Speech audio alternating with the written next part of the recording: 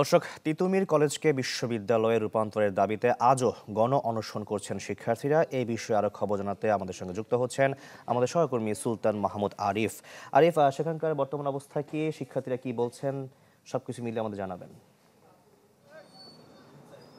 শাকিল, বুধবার বিকাল থেকে মূলত তিতুমীর কলেজের শিক্ষার্থীরা তাদের ৭ দফা দাবি এবং তার প্রথম যে দাবিটি সেটি হচ্ছে তিতুমীর কলেজকে বিশ্ববিদ্যালয় ঘোষণা করে প্রজ্ঞাপন জারি করা, এবং এই সহ মোট ৭ দফা দাবিতেই তিতুমীর কলেজের শিক্ষার্থীরা গত বুধবার থেকেই মূলত তারা অনশনটি শুরু করেছেন।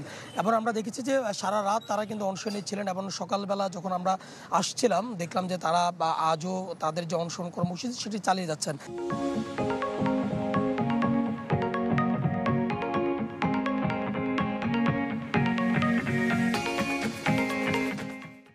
এবং তাদের পক্ষ থেকে বলা হচ্ছে যে তাদের যে দাবিগুলো সেই দাবিগুলো সম্পূর্ণ যৌক্তিক, এবং তাদের এই দাবিগুলো যতক্ষণ পর্যন্ত না পূরণ করা না হবে, অর্থাৎ যতক্ষণ পর্যন্ত মানা না হবে ততক্ষণ পর্যন্ত তারা আন্দোলন চালিয়ে যাবেন।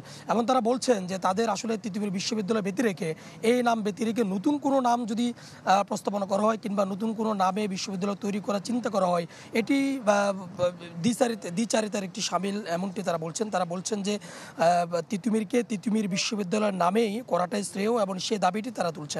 এবং যেটি আমরা গতকালকে আমরা দেখেছিলাম যে জুলাই ৩৬ বিশ্ববিদ্যালয় নামে একটি প্রস্তাবনার কথা, সেটিকেও তারা নাকচ করছেন। তাদের দাবি যে জুলাই ৩৬ বিশ্ববিদ্যালয় দিয়ে মূলত একটি ইমোশনাল জায়গায় আঘাত করার চেষ্টা করা হচ্ছে, এবং এই জায়গা থেকে বের হয়ে যেন তাদেরকে আসলে তিতুমীর বিশ্ববিদ্যালয়ের নামেই যেন তাদেরকে স্বতন্ত্র বিশ্ববিদ্যালয় হিসেবে ঘোষণা করা হয়। যেহেতু তারা বলছেন যে বিগত ২৮ বছর ধরে তারা তাদের এই দাবিটাকে যৌক্তিক উপস্থাপন করে তারা নানান সময়ে তারা আন্দোলন করেছেন, বিশেষ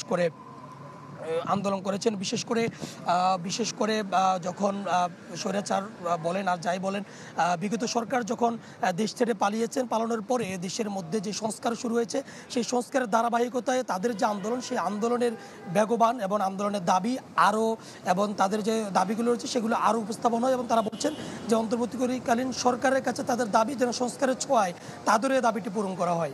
আরিফ, আপনাকে ধন্যবাদ আমাদের সঙ্গে যুক্ত হওয়ার জন্য। দর্শক, সুলতান মাহমুদ আরিফ যুক্ত হয়েছিলেন আমাদের সঙ্গে।